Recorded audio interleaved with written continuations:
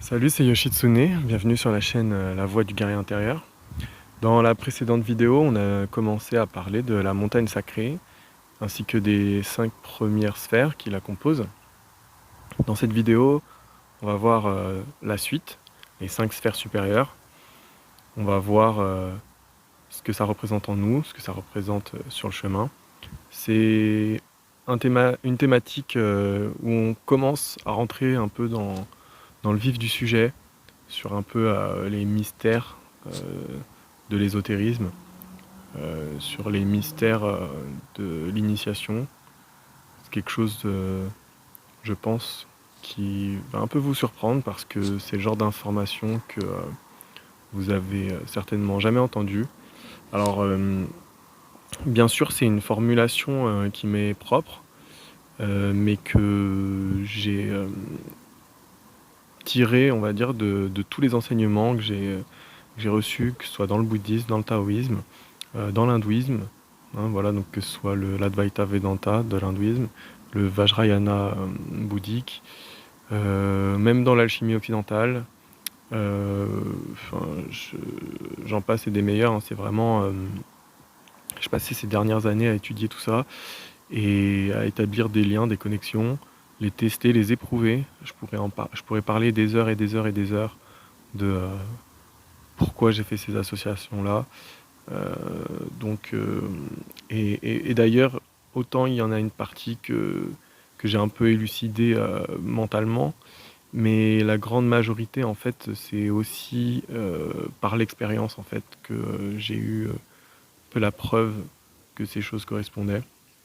Voilà, quand tu établis une théorie, tu la testes et que tu obtiens les résultats que tu attendais, et ben ça valide plus ou moins la théorie, surtout quand ces résultats, enfin ces expériences, tu les fais faire à d'autres personnes sans leur dire quel résultat tu attends et qui te témoignent des résultats et que c'est exactement ce à quoi tu attendais. Donc c'est pour ça qu'aujourd'hui j'ai incorporé dans mon école de Reiki des choses qui ne sont pas forcément enseignées dans les autres écoles parce que en fait voilà, aujourd'hui j'ai creusé le sujet, j'ai potassé tout ça et j'ai développé une façon d'utiliser le Reiki pour la spiritualité qui, à ma connaissance, n'existe nulle part ailleurs. Ça ne veut pas dire que les autres écoles Reiki ne peuvent pas amener au même but. Je sais qu'il y a des très très grands maîtres qui sont certainement plus avancés que moi sur la voie et qui ont leur propre méthode pédagogique. Voilà, moi j'ai développé la mienne qui jusqu'ici a porté d'excellents fruits pour moi et pour d'autres. Et pour tous ceux que ça intéresse, je ne peux que recommander de venir s'initier au Reiki auprès de moi et pour apprendre à mettre en pratique ces choses que l'on va voir aujourd'hui.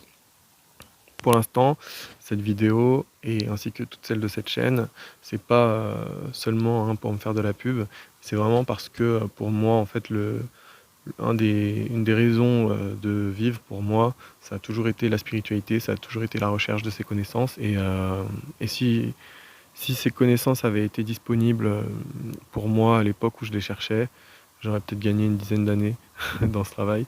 Et donc c'est vraiment dans le but de permettre à tous ceux qui sont en recherche de ces connaissances-là, bah, de les avoir et de faire leur petit cheminement.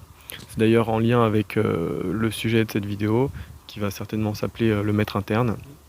Parce que même si on va continuer d'étudier la montagne sacrée, hein, qui était le thème de l'épisode 4, eh bien, en fait, on va voir que les 5 sphères qui suivent, elles sont en lien avec le maître interne. Et comme je le disais dans la précédente vidéo, moi, mon unique but, c'est pas de me prendre pour je ne sais qui, c'est simplement de vous permettre à vous aussi, comme je l'ai fait pour moi, d'apprendre à être en connexion avec son maître interne. Parce que une fois que c'est fait, bah, en fait, vous n'avez plus besoin de maître à l'extérieur. Donc on va étudier les 5 sphères suivantes de la montagne sacrée. Donc je vous ai préparé un petit schéma que je vais vous montrer tout de suite. Voilà, alors vous reconnaîtrez, pour ceux qui connaissent la tétractis, hein, c'est exactement la même chose dont je m'inspire. Donc ici vous voyez la représentation des 4 éléments. Donc comme on l'avait dit, c'est les 4 enveloppes inférieurs, entre guillemets, donc le corps physique, le corps énergétique, le corps émotionnel et le corps mental, les 4 qui sont produits par l'essence. Donc l'essence, elle se situe ici sur la montagne sacrée. Donc l'essence spirituelle, je le rappelle, hein, c'est votre étincelle divine, celle qui s'incarne à travers ces 4 corps. Donc en fait, lorsque vous prenez naissance, votre essence spirituelle, elle prend dans l'ambiance cosmique, hein, dans son environnement, toute l'énergie matérielle, donc en gros votre corps physique, hein, les atomes, etc.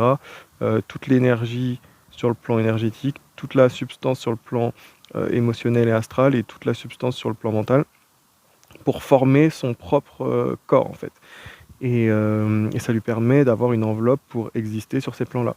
Lorsque vous décéderez, ça nous arrivera tous, et ben tout ça, là, ça va se disloquer, et l'essence va pouvoir retourner sur son plan d'origine, dont, enfin, en soi, elle a toujours été ici, mais il y a des parties d'elle qui sont descendues là-dedans, et ça va retourner à elle, voilà. Grosso merdo, pour faire simple. Et donc, on voit qu'il reste 5 autres sphères, hein. Donc j'ai tout représenté par des petits symboles qui reflètent un petit peu d'un point de vue alchimique ce dont il s'agit. Donc on reconnaît ici le sel, le mercure et le soufre. Là, le principe féminin, le principe masculin, hein, comme le yin et le yang. Et là, le principe unique dont tout procède. Cette fois-ci, je ne vais pas vous décrire les sphères de bas en haut comme on l'a fait. Je vais partir de tout en haut et je vais descendre parce que ce sera un peu plus simple. C'est vrai que les 5 premières sphères, en fait, elles sont faciles à communiquer, parce que ce sont voilà, des parties de votre être que vous avez l'habitude de sentir, hein. Votre corps, vous le voyez tous les jours.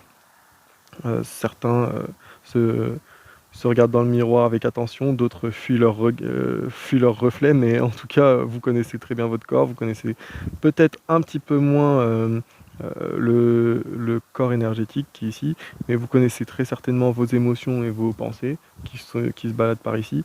Donc c'était assez facile à identifier. Par contre, pour vous aider à identifier ça dans votre être, ça c'est quelque chose dont on fait rarement l'expérience consciemment. On en fait tous l'expérience, mais on ne le sait pas forcément, et du coup on s'en souvient pas forcément. Déjà, c'est très rare que les gens se souviennent parfaitement de leurs rêves. Donc de là souvenir de ce genre de choses qui sont vraiment très subtiles, voilà, ça demande beaucoup d'introspection, de méditation. Donc on va partir de tout en haut. Donc je disais le principe unique dont tout dérive. Donc c'est quelque chose que par exemple les taoïstes appellent le taiji. Taiji, donc ça veut dire la grande unité. On l'appelle aussi le fait du ciel, dans le sens le toit du monde un peu. Donc c'est vraiment le point, la monade, comme certains disent, dont tout dérive, tout est contenu dedans. Donc nous, depuis notre point de vue, ça a l'air d'être le sommet, mais en fait, c'est plutôt la réalité, c'est plutôt que tout est contenu dedans. C'est pour ça qu'il est représenté par un point avec un cercle. C'est l'alpha et l'oméga, le début et la fin. En fait, le point, il se dédouble lui-même pour contenir tout à l'intérieur de lui. Dit autrement, c'est comme si tout était contenu entre le 0 et le 1. Ouais, vous pouvez diviser à l'infini, avoir des fractions à l'infini, hein, je veux dire, on peut aller à 0,1, puis on peut aller à 0,01, 0,001, puis 0,000001, on peut diviser à l'infini, mais on peut, en fait, l'infini est contenu entre le 0 et le 1. Il n'y a pas besoin d'aller au-dessus du 1, en fait. Et donc, voilà, tout est contenu dans l'unité qui se divise elle-même. Donc en fait, si vous voulez, ça c'est les deux parties, comment dire, elles se divisent entre le centre et la périphérie. Donc le principe masculin, le centre, et la périphérie, le principe féminin. Et tout est contenu entre. Tout existe par l'interaction du principe masculin et du principe féminin. C'est pour ça que beaucoup de traditions représentent ça comme le Père céleste et la Mère divine. Pour vous donner un exemple concret de comment tout peut exister grâce à l'interaction de ces deux principes. Donc en gros, si vous voulez, à ce niveau-là, en gros, le monde n'existe même pas encore parce que c'est vraiment la matrice qui va faire émerger le monde. Donc, encore une fois, tout ça, en vérité, est contenu là-dedans. On pourrait mettre un petit point au centre, dire que c'est le monde. Plus exactement, il serait ici, le petit point là, entre les deux principes. Et en fait, ici, là, dans ce petit point, il y aurait tout ça, en réalité. Vous voyez. Et donc, pour vous donner une image plus précise, imaginez que ça, c'est un rétroprojecteur, comme au cinéma. Et ça, c'est une grande toile, voilà, comme au cinéma. Et le projecteur va projeter une image sur l'écran. Et et du coup, on se retrouve avec un troisième élément. Donc, il y a la lumière projetée, il y a l'écran, et à la conjonction des deux, eh ben, il y a l'image qui apparaît. Lumière projetée, écran, image. Père, mère, fils. Voilà. Et ce troisième élément, donc, il ne pourrait pas exister s'il n'y avait qu'un de ces deux parents. S'il n'y avait que de la lumière projetée, mais aucun écran pour le recevoir, et il n'y aurait pas d'image. Et à l'inverse, s'il y avait un écran mais qu'il n'y avait pas de lumière projetée, il n'y aurait pas d'image non plus. Donc le monde lui-même, il procède de l'interaction d'un principe masculin projectif et ou émissif et d'un principe féminin réceptif. Et l'image apparaît au sein du principe réceptif. C'est pour ça qu'on le considère comme une mère, hein, comme un enfant qui naît au sein de sa mère. Et donc, le monde prend racine de cette manière, ainsi que chaque chose qui existe dans le monde. C'est-à-dire que vous, votre origine divine, parce que comme on l'a dit, il y a ici, ça c'est votre essence spirituelle, c'est l'étincelle divine qui est située dans votre être. Mais là, en fait, c'est la partie humaine ou animale de vous, tandis que là, c'est la partie divine. Toutes les traditions s'accordent pour dire que l'être humain, il procède d'une double nature, une nature animale et une nature divine ou céleste ou spirituelle en fonction du vocabulaire qu'emploie une tradition. C'est sûr que les bouddhistes emploient rarement le terme divin, ils préfèrent dire bouddhique ou spirituel, mais en fait c'est de la même chose dont il s'agit. Et donc aujourd'hui, là on va voir donc, à quoi correspond votre nature divine. Donc on l'a dit, déjà vous procédez des trois forces primordiales divines dont tout dérive en fait, et dans ce petit point central qui est l'image du monde, et ben en fait donc il y a l'image du monde, c'est un macrocosme, mais il y a aussi tous les microcosmes, c'est-à-dire que vos principes essentiels, votre identité profonde avant même de vous incarner, avant même d'être un humain ou d'être un arbre pour ceux qui sont des arbres, hein, il y en a sur Terre autour de nous, tous les êtres procèdent de ce même fonctionnement de génération des êtres. On est tous contenus à l'origine ici, dans le plan divin. Et donc, on a une monade individuelle. Je disais que ça c'était la monade cosmique, c'est-à-dire que tout est contenu dans le 1. Et vous-même, pour naître, vous naissez à travers une production qui reprend ce système-là. Donc ici, il n'est pas représenté, il est caché, mais en fait c'est ici, à ce niveau-là, qu'est contenu votre monade, et ensuite celle-ci va se rediviser en deux principes masculins et féminins qu'on retrouve ici et là. Donc en fait, si vous voulez, ça représente l'aspect masculin de, on va dire yang, de votre monade, qui va se dédoubler en un aspect féminin, et la conjonction des deux va se cristalliser dans la création d'une âme qui, elle, va pouvoir s'incarner. Et donc, on voit qu'on a encore ce même procédé du 1 qui se divise en 2, qui donne naissance à un principe, et là on a le 1 qui se divise en un deuxième, et ensemble donne naissance à un autre principe. Maintenant, à quoi ça va nous servir de savoir tout ça? C'est que, on l'a dit, le yang c'est quelque chose d'émissif et le yin c'est quelque chose de réceptif. Et vous, dans votre existence humaine, la connaissance de ces principes-là va se manifester de quelle manière? En fait, ça représente votre intuition céleste, votre capacité de réceptivité, mais suprarationnelle. C'est-à-dire qu'au-delà du mental, vous savez, certaines personnes ont des capacités un peu médiumniques, très intuitives, tout ce genre de pouvoir un peu réceptif, et ben ça provient de cette partie de vous-là. Et ensuite, il y en a qui ont des pouvoirs un petit peu extériorisants, hein, donc qui s'émettent, et ça provient plutôt d'ici. On peut dire un peu tout ce qui est bénédiction, on peut donner des bénédictions, des trucs comme ça. Nous, en tant que maître Reiki, quand on transmet une initiation, on fait appel à cette partie de nous pour transmettre dans cette partie de vous la capacité à effectuer du Reiki. Ensuite, donc, attendez. Ensuite, on va revenir à la notion de monade. Donc en fait, si vous voulez, je disais qu'à l'intérieur ici, là, il y avait votre monade, c'est-à-dire que c'est là qu'est contenu tout votre être. Ce que vous étiez même avant d'être un être humain. Et pour ceux qui s'intéressent à la notion d'existence passée ou future, etc., eh bien, même toutes ces existences se trouvent à ce niveau-là. Donc ici, on est dans l'intemporel, on est vraiment dans quelque chose d'encore plus transcendant. C'est ce que les taoïstes, par exemple, appellent le Yuan Shen.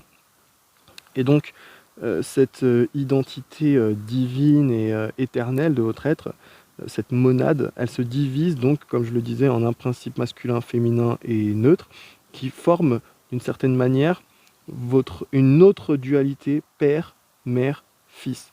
En fait, il y a le père cosmique, la mère cosmique, et puis après, il y a votre père, on va dire le père de votre âme et la mère de votre âme individuelle. Vous voyez? Et ce sont principalement ce que les gens peuvent parfois appeler nos guides, en fait. Donc, si vous voulez, ces 5 principes-là n'en forment qu'un seul. En réalité, ils sont tous lui. Mais lui, il va prendre des apparences différentes en fonction, enfin, à mesure qu'il descend dans les plans d'existence. Et bien sûr, plus on descend, plus on rentre dans l'individuel et on quitte le collectif. C'est-à-dire que ça, c'est le même pour tout le monde. Ça aussi, ça aussi. Mais à partir d'ici, déjà, en fait, on en a un par personne. C'est plus la mère cosmique, c'est votre mère spirituelle à vous, la mère de votre âme, ce qui lui a permis d'exister. Et en même temps, il faut garder en tête que c'est symbolique, la notion de père ou de mère, parce qu'en vérité, il y a une identité commune. C'est-à-dire que vous identifiez peut-être à votre corps, peut-être à vos énergies, vos émotions, vos pensées, alors qu'en réalité, vous êtes cette étincelle divine à l'intérieur de vous. Mais même cette étincelle divine, elle est en fait le produit de ces 2 principes qu'on considère comme ses parents, mais qui sont en fait les 3. Quand ils sont unis, ils ne forment plus qu'un. Et d'ailleurs, tout le travail spirituel, comme je disais dans les précédentes vidéos, donc on va utiliser le pouvoir du feu alchimique, hein, qui provient des 3 sphères supérieures, pour transmuter les 4 sphères inférieures, pour libérer l'essence qui y est contenue, pour ensuite permettre de réunifier les 3. C'est ça, en réalité, le travail du guerrier intérieur. C'est de combattre tous les égos qui sont situés ici afin de libérer l'essence pour la reconstituer. Et une fois qu'elle est reconstituée, vous pouvez prendre connaissance de vos guides par communication. Alors au début, ça passe par des rêves, ça passe par des intuitions, ça passe par des oracles aussi. On peut utiliser le tarot, les kings, etc. pour communiquer avec eux. Bon, ça commence d'ailleurs par ça, je pense, avant de les voir dans nos rêves. Et ensuite, eux, ils vont eux-mêmes vous enseigner comment créer cette réunification entre vous 3 pour recréer la monade. Et une fois que vous avez recréé la monade, en fait, vous êtes quasiment des Bouddhas parfaitement réalisés. Et c'est certainement pas moi qui vais vous apprendre à le faire. Je vous le donne plus à titre indicatif parce que voilà, comme ça vous voyez plus ou moins jusqu'où va tout le chemin spirituel, même si vous vous en doutez bien, du coup ça voudrait dire qu'on a réalisé les 7 premiers niveaux, mais il en reste encore 3. On va pas rentrer dans le détail aujourd'hui, parce qu'aujourd'hui la thématique de la vidéo c'était vos maîtres internes. Donc le maître interne, pour récapituler, donc comme je le disais, c'est votre identité propre, c'est votre monade qui est située dans les mondes célestes et qui cherche à s'incarner en fait. Mais pour s'incarner, il faut que vous ayez créé un véhicule capable de la recevoir, un réceptacle suffisamment élevé en énergie pour lui permettre de descendre. Et donc ça passe déjà, comme je le disais, par la désagrégation de l'ego qui, qui emprisonne l'énergie de l'essence et qui l'affaiblit. Donc à mesure qu'on la désagrège, qu'on libère l'essence, on augmente aussi en vibration chacune des 5 sphères du bas.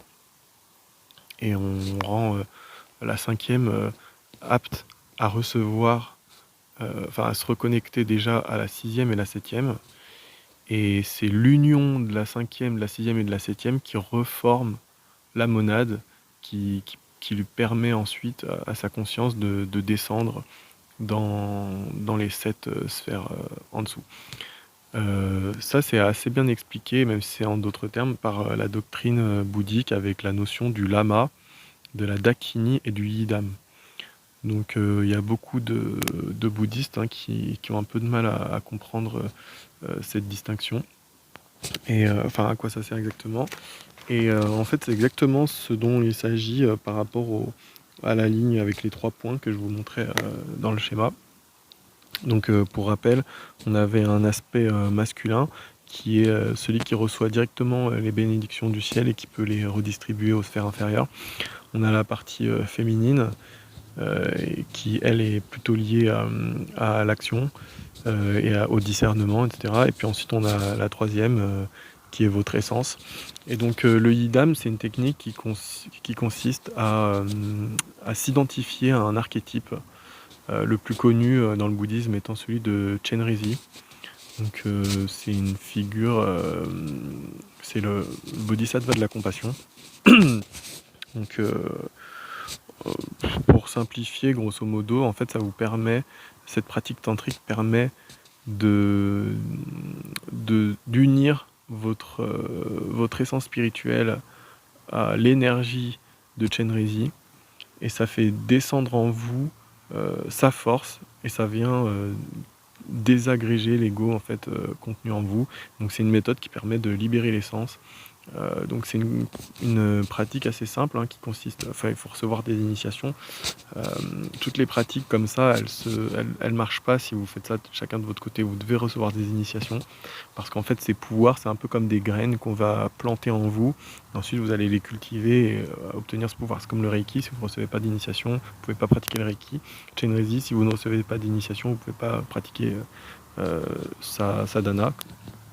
Mais la sadhana de Chenrezig, elle consiste, donc quand on a reçu son pouvoir, à l'invoquer, à le visualiser uni à nous, et on ressent vraiment une chaleur qui vient nous faire un peu comme une séance de Reiki en fait quand on le visualise. Donc ça c'est la pratique du yidam. Après il y a la dakini. Donc la dakini, si vous voulez, c'est le premier lien avec le maître interne, le guide. Souvent ça prend l'apparence d'une femme guerrière. Pour ceux qui auront vu le film L'Odyssée qui est sorti récemment, réalisé par Christopher Nolan, à plusieurs moments on voit Ulysse qui parle à Athéna, qui lui apparaît. Donc Athéna, déesse de la guerre. Et bien, si vous voulez, c'est exactement de ça dont il s'agit. C'est sa dakini, dans l'arbre de vie, c'est Gebura. C'est sa divine mère individuelle, en fait, celle qui permet aux guerriers intérieurs de trancher les agrégats. Je parlais dans une autre vidéo de cette épée de feu avec laquelle on tranche les agrégats. C'est une énergie très particulière qui vient de la triade cosmique au sommet de la montagne, mais qui, pour descendre en nous, passe par Gebura, donc passe par le centre de la pyramide ou de la montagne, dans le schéma que je vous ai montré, et qui, à partir de là, se diffuse dans le reste de la montagne pour trancher les agrégats. Donc c'est souvent que cette force est représentée par une femme, même si c'est pas obligé. Voilà. Mais souvent c'est représenté par une femme, voire souvent une femme guerrière. En tout cas, les deux symboles qu'il représente, c'est soit la femme, soit le guerrier. Et donc forcément, les deux ensemble donnent la femme guerrière comme Athéna. Nous, dans le Reiki, cette figure, elle est représentée par le roi Tengu. Donc, alors c'est pas tellement le Reiki tel qu'il est souvent enseigné, parce que la plupart des lignées de Reiki ont perdu cet enseignement, mais c'est très bien conservé dans la tradition de la montagne Kurama, donc le lieu de révélation du Reiki, qui est un lieu empli de légendes depuis des millénaires, hein, dont finalement l'illumination de Mikao Usui n'est qu'un événement parmi tant d'autres, parmi tous les événements sacrés qui sont produits sur cette montagne. Et donc, il est dit, par exemple, un des mythes, qu'un enfant qui s'appelait Ushi Wakamaru, qui était un enfant d'un clan samouraï qui a été décimé et qu'on a permis d'échapper à la mort en l'emmenant dans ce temple, dans le but qu'il devienne moine et au moins qu'il évite la mort. Et en fait, dans les montagnes, il voyait un Tengu, donc c'est une créature mythologique du folklore japonais qui représente le maître interne. C'était un guerrier qui lui a enseigné l'art du sabre. Et ce mythe transmet justement l'idée que Uchiwa Kamaru, en fait, c'est l'essence spirituelle, et c'est elle qui reçoit les enseignements dans les mondes internes par le maître. Voilà. Et moi, en tant que professeur de Reiki, enseignant de Reiki et entre guillemets maître spirituel, mon seul et unique but, c'est de vous aider à vous aussi libérer suffisamment votre essence pour que votre Uchiwa Kamaru intérieur puisse se balader dans la montagne, c'est-à-dire dans vos rêves du monde astral, pour recevoir l'enseignement directement par votre roi Tengu intérieur. Et bien sûr, après, le roi Tengu, dans la montagne Kurama, on sait qu'en réalité, il est lui-même la divinité Maoson. Maoson qui du coup représente le Yuan Shen, donc votre monade. Et la monade est elle-même un reflet du divin, comme l'enseigne la doctrine du Mont Kurama, sur laquelle il est dit que Maoson est en fait un des visages du Sonten. Et le Sonten, c'est le nom que ce culte donne à la triade cosmique. Voilà, donc encore une fois, tout est lié. On pourrait voir ça, je pourrais vous le dire en termes taoïstes, je pourrais vous le dire en termes kabbalistes, je pourrais vous le dire en termes gréco-latins. Enfin, vraiment, toutes les traditions, en vérité, enseignent la même chose avec un langage différent. Moi, j'ai décidé d'adopter celui du culte de la montagne Kurama parce que c'est celle qui est à la source du Reiki. Et le Reiki est la tradition à laquelle je suis raccroché et qui m'a permis de me connecter à mon maître interne. Donc du coup, c'est sous les traits des divinités du Mont Kurama que mon maître interne m'apparaît. Hein, dans mes rêves, je le vois tantôt comme un samouraï, ou en tout cas parfois comme un vieux sage japonais. Enfin voilà. Donc je pense que c'est tout pour aujourd'hui. J'espère que c'était pas trop long. J'espère que ça vous a intéressé.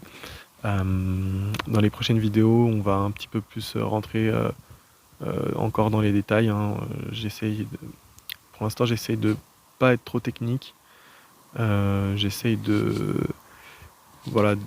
trouver le juste milieu entre donner des exemples concrets, être exhaustif et en même temps quand même de vulgariser, parce que le but c'est pas qu'à l'issue de cette vidéo vous sachiez tout faire, c'est impossible à travers une simple vidéo, surtout des vidéos que j'essaye de faire de moins de 30 minutes. Donc voilà, En attendant, j'ai un peu une trame. Voilà, je vous avouerai que j'improvise, hein. Là, j'ai fait mon petit schéma, puis je suis sorti me balader. Et parce que je savais que j'avais envie de parler de ça, parce que la précédente vidéo m'a laissé un sentiment d'insuffisance. Et, euh, et là, cette vidéo-là m'a donné voilà, des idées pour la suite. J'ai une trame un peu qui se dessine toute seule. Après, d'un côté, j'improvise un petit peu parce que j'attends aussi vos retours pour savoir sur quel point insister, comment, voilà, comment réenvisager aussi cette trame pour permettre au plus grand nombre de s'y retrouver. Donc encore une fois, j'attends vos retours. Je vois cette chaîne aussi comme un travail collaboratif. Moi, je suis là pour partager mon vécu, partager mes trouvailles, pour permettre au plus grand nombre de se les approprier sans perdre 10-15 ans comme moi, sinon plus, pour ceux qui mettraient plus de 10 ans à trouver ces réponses. Et puis le but, c'est aussi que vous m'aidiez à adapter ma manière de transmettre. Je sais que voilà, grâce à mon école, j'ai aussi quelques retours. Mais bon, cette école, elle est toute nouvelle. Et puis on n'arrête jamais d'apprendre. Donc pour moi, le but aussi, c'est que vous m'apportiez en retour voilà, votre sentiment pour que je sache comment adapter mes formulations, mes vidéos. Donc voilà, je pense que j'ai fait le tour pour aujourd'hui. Je vous remercie pour votre attention. Si vous avez aimé, si vous pensez que ça peut plaire ou aider d'autres personnes, n'hésitez pas à leur faire tourner, à leur partager ça. Et puis moi je vous dis à la prochaine. Salut.